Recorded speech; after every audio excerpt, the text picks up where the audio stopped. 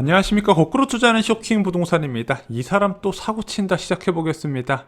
자, 불안 조짐을 보이는 수도권 부동산 시장에 엑스맨 2명이 있어요. 최근에 부동산 시장 거래 급감을 찍고 다시 상승하려는 조짐이 보이고 있거든요. 굉장히 아슬아슬한 상황입니다. 자, 강력한 규제로 투자 수요 유입을 어느 정도 차단했지만 여전히 초저금리 상황에서 언제든지 유동성이 부동산 시장으로 들어올 수 있는 불안한 상황이죠. 자, 그런데 이런 엑스맨 2명이 누구냐? 오세훈 서울시장이죠. 재건축 활성화로 통한 공급 증가를 꾀하고 있는데, 이 재건축 활성화가 항상 일반 아파트 가격 불안까지 연쇄적으로 일어났다는 거 여러 번 말씀을 드렸죠. 또 한 명의 엑스맨이 바로 송영길 더불어민주당 대표입니다. 이 사람은요, 이상한 논리로 대출 규제 완화나 1주택자의 종부세, 양도세 완화를 주장하고 있어요. 아무리 생각해도 이해가 안 되는 주장을 계속 되풀이하고 있습니다. 자, 그런데 이 두 정치인이 다른 모습을 보입니다. 오세훈 서울시장이 추진하려는 거 정비사업 규제 완화로 솔직히 과연은 걱정되지만 장기적으로 부동산 안정을 위해서 필요한 일이긴 해요. 그러니까 오세훈 서울시장이 어떤 식으로 일을 접근하고 있냐, 속도 조절에 나서면서 과열 방지책에 대해서 계속해서 국토부와 협의하면서 방법을 찾고 있습니다. 자, 그런데 송영길 대표는 어떠냐? 자, 무주택자가 현재 가격의 집을 사는 것을 대출 규제 완화로 적극 지원하자는 주장이에요. 자, 모든 사람들이 다 위험하다 그러는데 혼자만 아니라 그러면서 반복적으로 주장을 하고 있습니다. 자, 일단 규제 완화 부분은요, 쉽게 적용은 안 될 것으로 보여요. 왜? 여당 내부에서도 비난의 목소리가 굉장히 크고요. 국토부에서도 규제 완화에 대해서 조심스러운 입장입니다. 그래서 송영길 대표도 약간 숨고르기 주변 여론을 반영하면서 어느 정도 규제 이제 완화 폭을 결정할 것 같다. 그래서 다음 달 중에는 결과가 나올 것 같은데, 그거 부동산 특위에서 나오다 그래도 민주당 내부에서도 반발 굉장히 심할 거예요. 자, 그런데 오늘 주제는 그게 아니고요. 규제 완화 말고 또 이 송영길 대표가 밀고 있는 정책이 있습니다. 바로 누구나 집 프로젝트입니다. 자, 최근에 집값 6%만 있으면 내 집 마련 이야기 들어보셨죠? 집값의 6%만 있으면 내 집 마련을 지원하는 주거 정책을 만들겠다고 합니다. 자, 그것이 누구나 집 프로젝트 5.0이에요.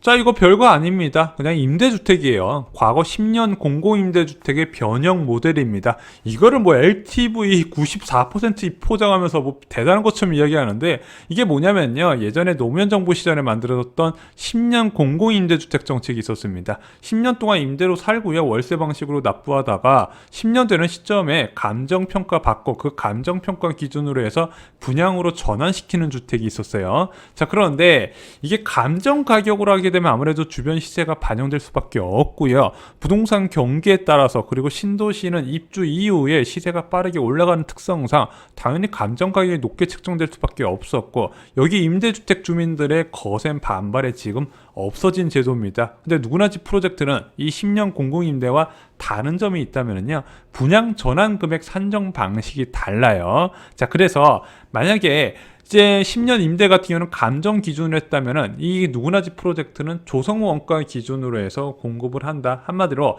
처음에 들어가는 입주 시점에 분양 가격이 있을 거 아니에요. 그 분양가 기준으로 10년 뒤에 공급한다. 이 차이가 있습니다. 그리고 또 하나 차이가 있으면 10년 채우고 나서 내가 임대로 더 살고 싶으면 그냥 살게 해주겠다고 해요. 큰 차이는 이 두 가지로 보시면 될 것 같습니다.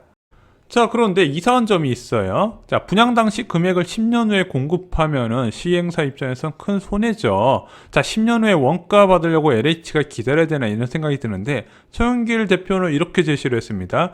특수목적법인의 장기 모기지론을 통해서 50% 자금을 조달하고 시공사 시행사 투자로 10%를 조달하는데요. 왜 투자하는지 모르겠지만 한대요. 개발이익 재투자 10%, 그리고 전세보증금 담보대출 24%, 그리고 임차인 부담금 6%로 LTV 94%가 책정이 된다고 합니다. 일단은 이거에 대해서 된다고 치고요. 그 다음으로 넘어가 보겠습니다. 자, 솔직히 여당 인사들이 제안하는 임대주택 정책들이 나쁘진 않아요. 이재명 경기도지사의 기본주택 정책, 그리고 송영길 대표의 누구나 집 5.0 프로젝트. 솔직히 이런 주택에 대해서 수요가 없다고 말 못해요. 왜냐면은 결혼 당시 1억 이하의 자금으로 시작하고 외벌이라 월 100만 원 이하 저축이 힘든 가구가 분명히 존재해요. 자, 그런 사람한테 막무가내로 너 소형 임대주택, 행복주택 들어가라고 말 못하죠. 그 사람들도 아파트에 살고 싶어 할 거 아닙니까? 자, 3억, 4억 분양 아파트도 버거하는 사람을 위해서 중산층 임대주택이 필요해요. 그리고 중산층을 위한 넓은 면적의 임대주택 정책이 그동안 전무하다시피 하다 보니까 이런 주택 수요도 꽤 있을 거라고 생각합니다. 게다가 분양 전환까지 싸게 된다면요, 수요도 꽤 있을 거라고 봐요. 문제는 이런 주거 유형을 주장하는 정치인들의 특징이 있습니다. 무엇이다? 내가 주장하는 방식이 최고니까 이 방식으로 공급을 크게 늘리자고 하는 거예요. 대표적으로 이재명 지사의 경기도 지역의 기본주택 50%를 3기 신도시의 절반까지 늘리자는 주장이었죠. 그런데 실제 무주택자 반응은 다르다는 거예요. 야, 나는 임대가 싫다. 분양주택 싸게 달라니까 왜 임대주택을 늘리고 있냐? 그럼 이렇게 답변을 하는 겁니다. 그래야 집값이 잡힌다는 거예요. 한마디로 자기가 머릿속으로 생각해서 만든 임대주택 정책이 부동산 시장을 안정시키는데 특효약이라고 생각하고 이에 관련된 공급을 크게 늘리자고 주장을 하는 거죠. 문제는 이런 임대주택 수요가 없다는 게 아니에요. 그런데 이미 3기 신도시의 임대주택 비율이 절반 가까이 된다는 겁니다. 자, 김영미 국토부 장관 시절에 3기 신도시가 지정됐을 때 임대주택 비율이 40에서 45%를 차지합니다. 그러면 공공분양 비율은 15% 이하로 떨어져요. 자, 그러다 보니까 임대주택 건립 비용을 마련하기 위해서 공공분양 비용 그리고 민간 분양을 위한 택지 공급 가격이 올라간다 말씀드렸죠. 게다가 여기서 끝나는 게 아니라 지금 민간 분양에서도 임대주택을 추가하기 위한 정책으로 변경이 됐습니다. 왜? 임대주택 택지 받은 건설사가 임대주택을 기부 체납하는 방식으로 지금 사업을 추진하고 있어요. 이런 것까지 도입되잖아요. 실질적으로 3기 신도시의 절반이 임대주택에 해당이 됩니다. 게다가 이렇게 지금 진행 중인 거 임대주택 변경도 어려워요. 자, 그럼 여기에 들어가는 임대주택 뭐다? 행복주택이다, 영구임대주택이다, 국민임대주택이다, 그리고 이번에 문재인 정부에서 새로 만든 통합임대주택이다, 이런 유형으로 들어가는데 대부분 소형 면적이라는 겁니다.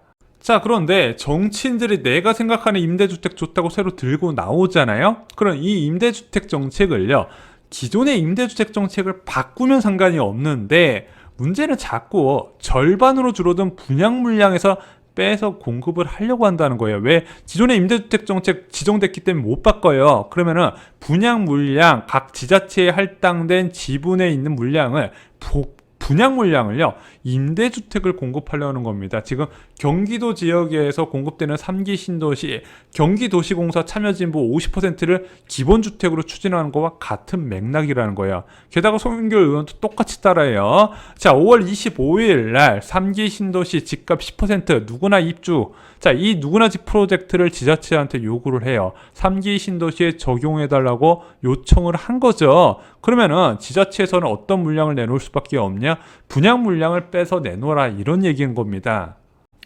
자, 민주당 소속 정치인들이 크게 착각하는 것이 있어요. 아파트 시장 불안은요, 중산층 주택 공급 부족으로 일어나게 됩니다. 그래서 현재 6억에서 10억 사이의 분양 아파트를 기다리는 대기 수요가 넘쳐나는 것이 수도권 부동산 시장 불안을 만든다는 겁니다. 자, 대표적인 사례가 고덕가인 제일풍경채 청약 경쟁률이 150대 1이 나왔죠. 자, 제일풍경채 전용 84제곱미터 분양가가 얼마였죠? 9억 가까이 됐습니다. 자, 이렇게 고가의 아파트에도 청약 경쟁률이 계속 몰려들고 있는 거예요. 자, 그래서 이런 대규모 수요를요, 신도시 분양을 통해서 줄이지 않으면 이 부동산 시장 불안이 해소가 안 된다는 겁니다. 지금 부동산 시장 불안은 돈을 어느 정도 갖고 있는 사람들의 청약 대기 수요가 많기 때문에 일어난 부분이라는 걸 잊으면 안 되는 거예요.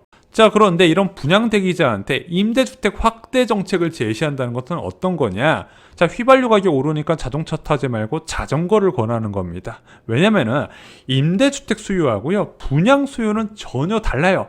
아무리 임대주택을 크기를 크게 하고 그리고 좋은 위치에 갖다 놓고 마감재를 좋게 하고 10년 뒤에 분양을 전환시켜 준다는 거하고 달라요. 지금 당장 내 집 마련을 갖고 싶어하는 사람들은 분명히 있고 그 사람들이 돈이 많다 적다? 많다는 게 문제인 거예요. 그 분양 수요를 충족을 시켜줘야 되는데 자꾸 임대주택 정책을 들고 나오면 안 된다는 겁니다. 있습니다. 또한 이 과도한 분양 수요가 임대주택 증가로 해소가 안 돼 버리면요, 그것이 일으키는 심각성도 모른다는 거예요. 기존 주택 사면서 가격 계속 올리겠죠. 한마디로 그동안의 신도시 정책은 주로 이런 중산층 공급 확대 정책에 포커스가 맞춰져 있는데, 자꾸 중산층 공급 확대 정책에 기본주택 같은 임대주택 정책을 들고 나온다는, 주택 공급 정책의 기본도 모른다는 뜻입니다. 신도시 정책은요, 임대주택 늘리려고 만든 정책이 아니에요.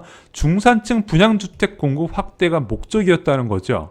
자, 얼마 전에 민주당 한 의원이 뼈있는 발언을 했습니다. 강병원 최고위원이 종부세 기준 상향, 양도세 중과유예, 민주당의 부동산 정책 누구를 위한 정책이냐며 송영길 대표를 저격을 했죠. 자, 그때 나왔던 내용을 좀 읽어보겠습니다.